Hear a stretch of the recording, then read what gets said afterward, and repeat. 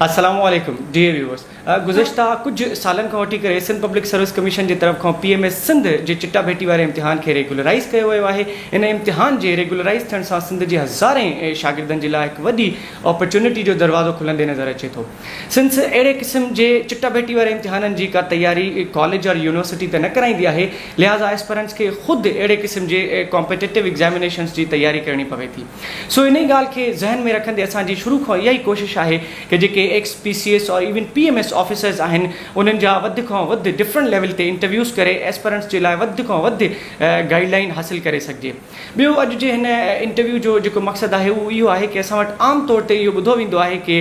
जेके PCS PMS और ख़ुसूसन जेके CSS ऑफिसर्स हूंदा आहिनि उहे फ़क़ति BA पास हूंदा आहिनि, लेकिन अॼु जेको गेस्ट असां सां हिन इंटरव्यू में मौजूदु आहे उन्हनि जे जॾहिं एजुकेशनल ऐं एकेडमिक बैकग्राउंड खे ॾिसिजे थो त इहा ॻाल्हि फ़क़ति हिकु मिथ तौरु नज़र अचे थी। सर जिन जी एकेडमिक बैकग्राउंड के ॾिसिजे त सर जिन जी ग्रेजुएशन पंजाब यूनिवर्सिटी खां थियल आहे, बाद में सर जिन मोहम्मद अली जिन्ना यूनिवर्सिटी कराची मां MBA फाइनेंस कई आहे। अॻिते हली सर जिन 2011 में CSS एग्ज़ामिनेशन खे क्वालिफाई कयो, लेकिन सर जिन जी एलोकेशन न थी सघी। अगेन सर जिन 2012 में CSS एग्ज़ामिनेशन खे क्वालिफाई कयो एंड अगेन अनफॉर्चुनेटली सर जिन जी एलोकेशन न थी सघी। अॻिते हली करे सर जिन फेडरल पब्लिक सर्विस कमीशन जे through assistant director intelligence bureau जी टेस्ट पास करे पूरे पाकिस्तान में सेकेंड पोजीशन हासिल कई। साॻे ई वक़्त में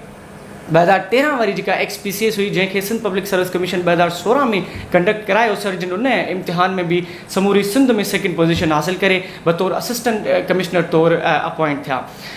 leaving the option of assistant director intelligence bureau, sir opted for the option of assistant commissioner in the XPCS of 2013।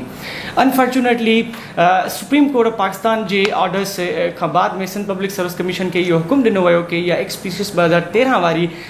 जेके ऑर्डर्स आहिनि एंड ऑफर लेटर्स आहिनि उन्हनि खे कैंसिल कयो वञे ऐं हिन इम्तिहान खे ॿीहर कंडक्ट करायो वञे। सर जिन वॾी हिमत करे उन इम्तिहान में ॿीहर अपीयर थिया एंड अगेन सर जिन पूरी सिंध में सेकेंड पोजीशन हासिल करे साॻे ई ग्रुप में अची करे एलोकेट थिया। सर जिन मौजूदा वक़्त में बतौर असिस्टेंट कमिश्नर गड़ियासीन शिकारपुर में पंहिंजूं ख़िदमतूं सर अंजाम ॾेई रहिया आहिनि। So this personality is none other but the one and only assistant commissioner Garhiyasin sir Masroor Ahmed Bijarani आहिनि। अचो त उन्हनि खां कुझु सवालात कयूं था regarding XPCS and even PMS examination.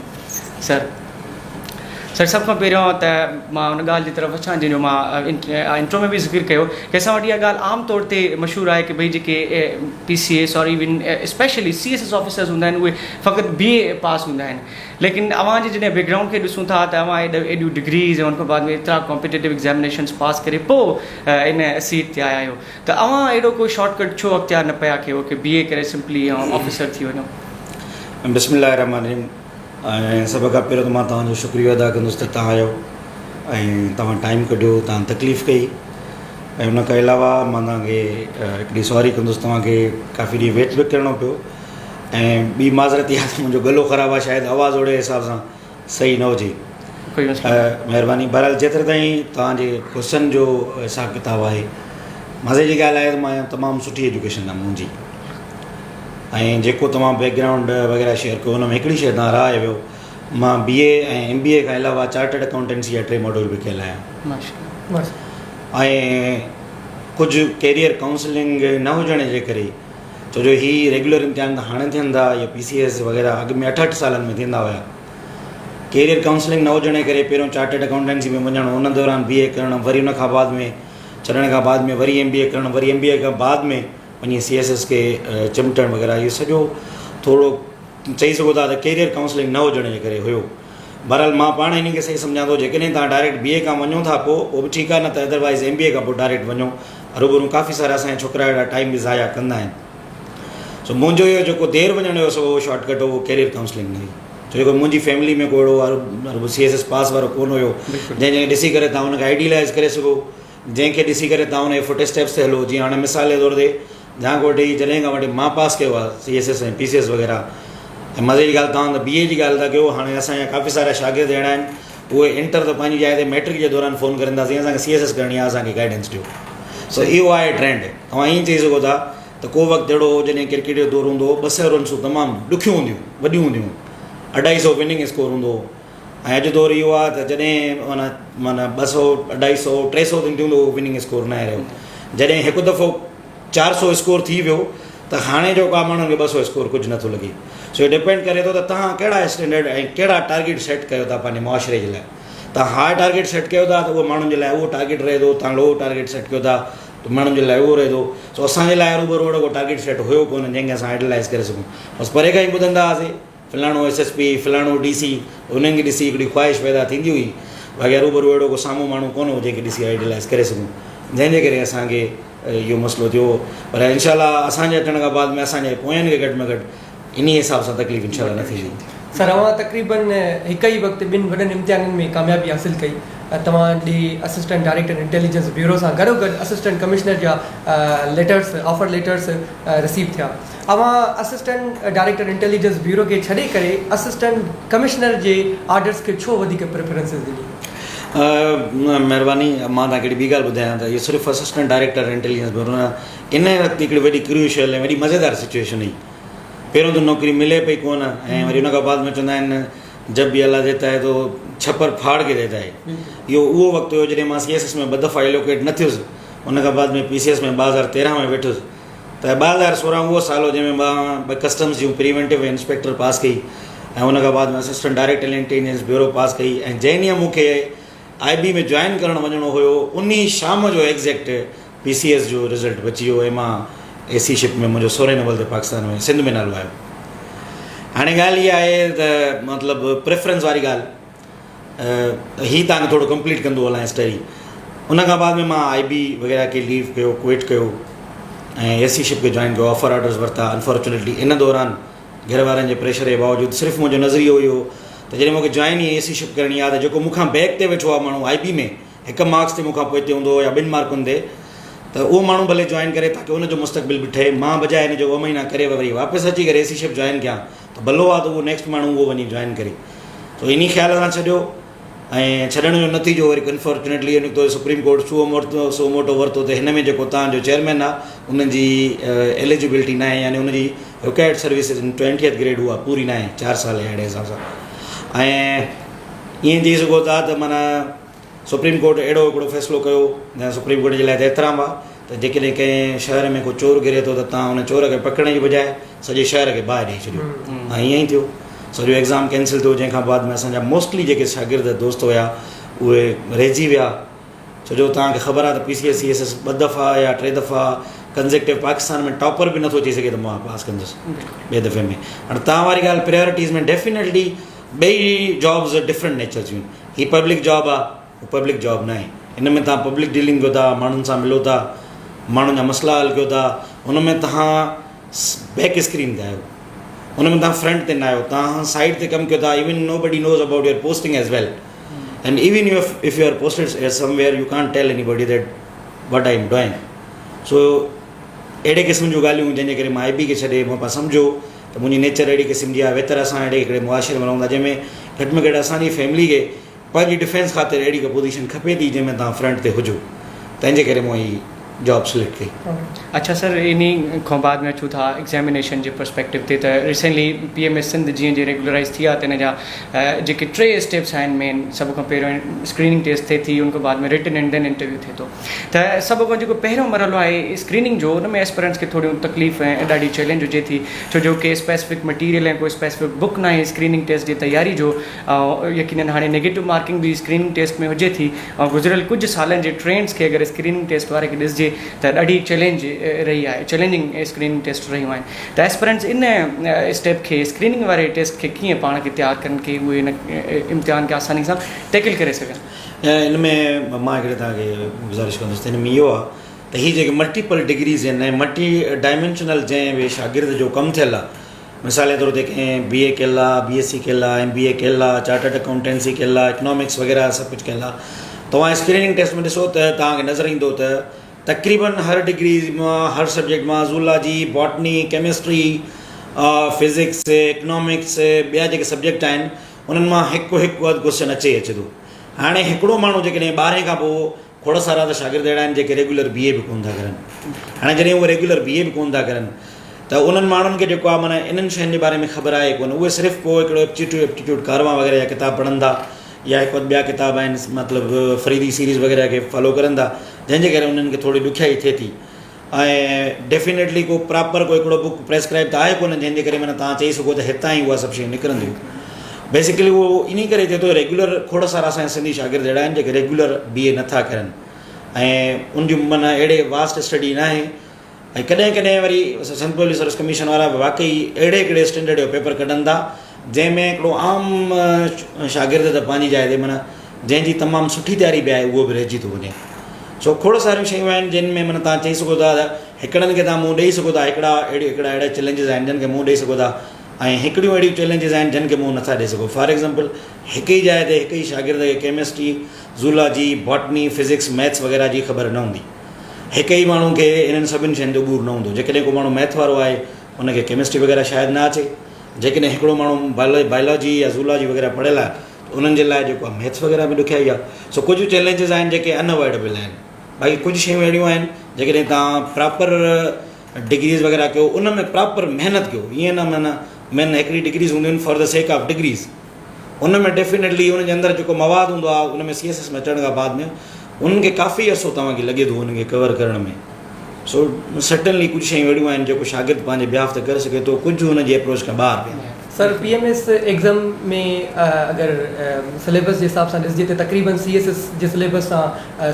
Similar आहे after the revise syllabus of PMS सो बाक़ी सब्जेक्ट्स के छॾे करे अवां खां लेस टाक्ड सब्जेक्ट जे हवाले सां डिस्कस कंदुसि जंहिंमें तव्हांजो सुठो अबूर बि आहे PMS में सिंधी सब्जेक्ट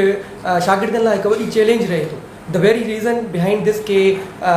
असांजो स्कूलिंग सिस्टम जेको आहे थो सरकारी तौरु निजी फेल थी चुको आहे शागिर्दनि खे सिंधी सेखारण ऐं लिखण जे हवाले सां सो कंबाइंड कॉम्पिटेटिव एग्ज़ाम में एवेंचुअली शागिर्द जेको आहे सो सिंधी सब्जेक्ट में तमामु घणी मुश्किलात हासिलु करनि था तव्हां इहो ॿुधायो कि सिंधी सब्जेक्ट जे मथां अबूर कीअं हासिलु कजे त उहो कंप्लीटली कोर्स बि कंप्लीट करनि ऐं सुठा नंबर खणी करे सिंधी सब्जेक्ट खे पास करे सघनि भजन हिन में मां तव्हां सां थोरो डिफर बि कंदुमि मां इहो सम्झां थो त सिंधी सब्जेक्ट जेको आहे काफ़ी सपोर्टिव सब्जेक्ट आहे PCS में CSS में थोरो चैलेंजिस थियनि था पर PCS में PMS में जेको हाणे PMS आहे उन में थोरो चैलेंजिस हिन में सिंधी सब्जेक्ट में स्पेशली रहनि था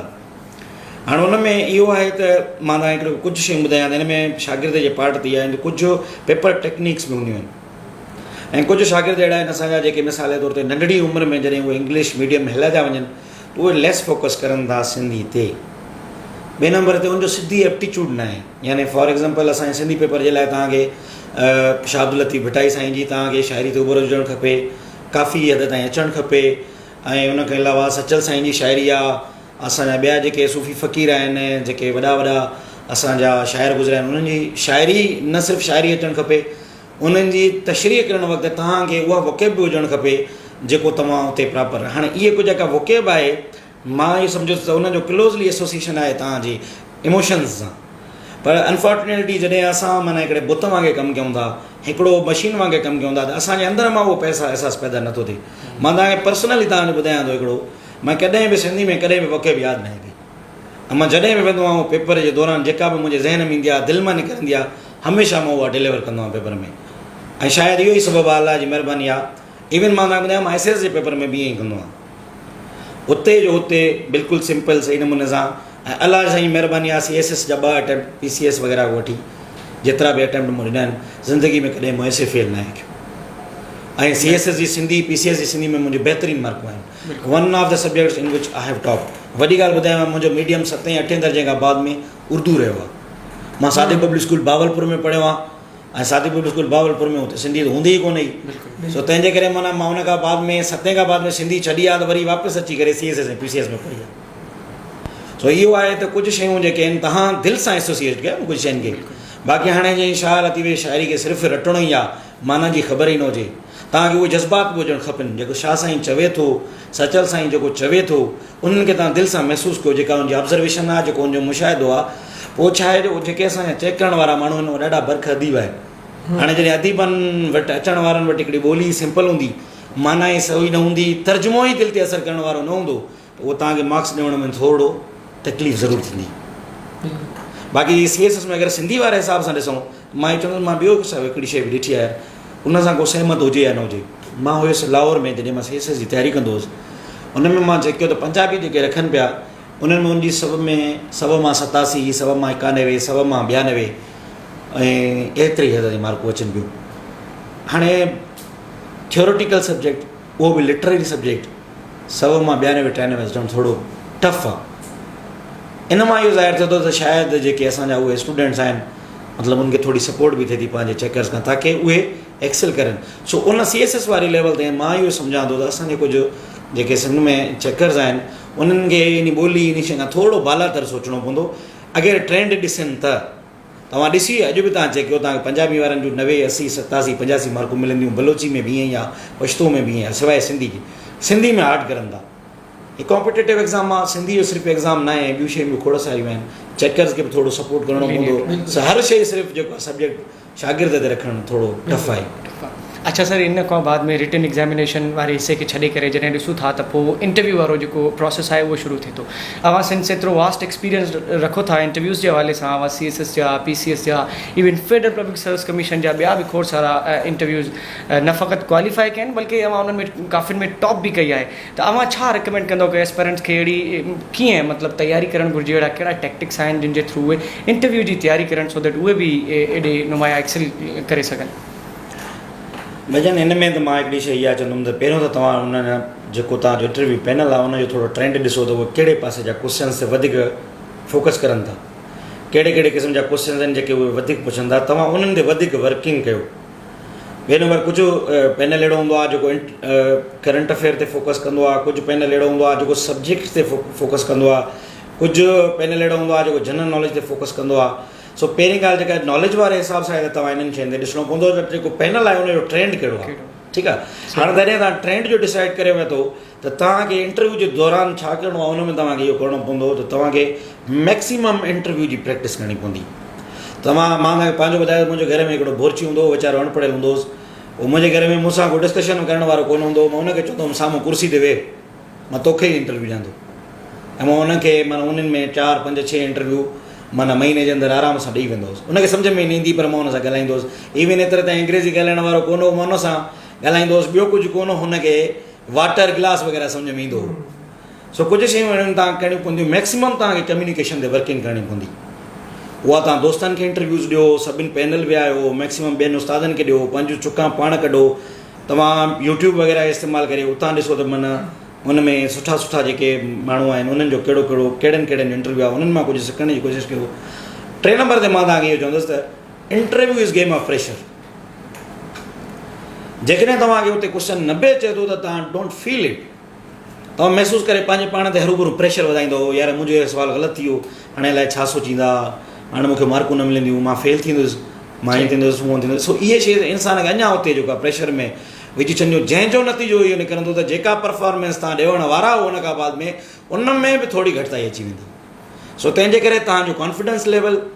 ऐं उन खां बाद में जेको तव्हांजो इंटरव्यू वारो पैनल आहे उनजो ट्रेंड ॾिसणो पवंदो। 3 नंबर ते तव्हांजी कम्युनिकेशन स्किल्स, इहे सभु शयूं इंटरव्यू में वॾो मैटर करंदियूं। तव्हां उते परफॉर्म कयो था, उहे 15 मिंट तव्हांजा ज़िंदगी तव्हांजा कंहिं बि पासे करे सघनि था।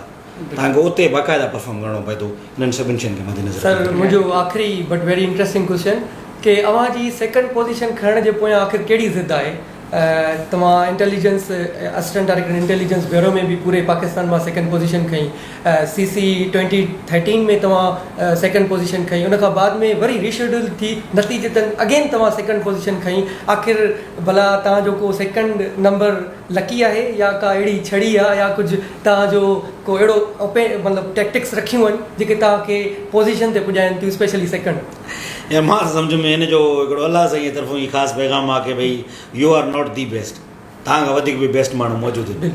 सो फस्ट लेवल ते उहे माण्हू मौजूदु आहिनि। बसि इहो ज़रूरु आहे त अलाह साईं माना अहिड़ी सपोर्ट कई आहे जो घटि में घटि हिकिड़ो एज़ाज़ ॾिए थो सेकेंड पोजीशन वारे हिसाब सां। IB हुजे या मिसाल जे तौर ते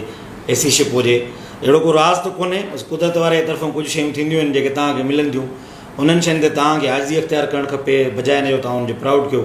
मां शायदि सभिनि खां वधीक होशियारु आहियां। ईअं न आहे, तव्हां खां खोड़ सारा वधीक टैलेंटेड माण्हू आहिनि जिन खे खोड़ सारियूं मजबूरियूं हूंदियूं आहिनि, खोड़ सारियूं अहिड़ियूं हुन सां अनहोनियूं थी वेंदियूं आहिनि जंहिंजे करे उहे वीचारा पोइ हिते रहिजी था वञनि। So if I am second, it does not mean at all कि I am the second in Sindh, but this is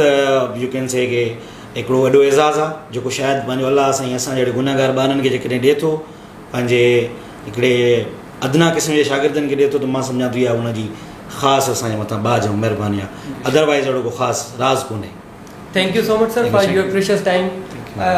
Dear viewers, PMS Sindh जो हर साल रेगुलराइज़ थियणु असां लाइ हिकु तमामु बहितरीनु मौक़ो आहे। हिन मौक़े खे हासिलु करणु पिणु हिकु वॾी स्ट्रगल आहे। हिन जदोजहद खे माणण लाइ कहिड़ा रस्ता अपनाइणु खपनि, कीअं जाखोड़ कजे, ऐं ओवरऑल रहनुमाईअ लाइ असीं कुझु इंफॉर्मेटिव इंटरव्यूज़ कंडक्ट कंदासीं उन्हनि ऑफिसर्स खां जिन जो न सिर्फ़ु PMS जी दुनिया सां हिकु गहिरो तालुक़ु आहे, बल्कि उन्हनि खे CSS जे समुंड जी बि तमामु घणी पहचान आहे। Thank you so much for watching our video.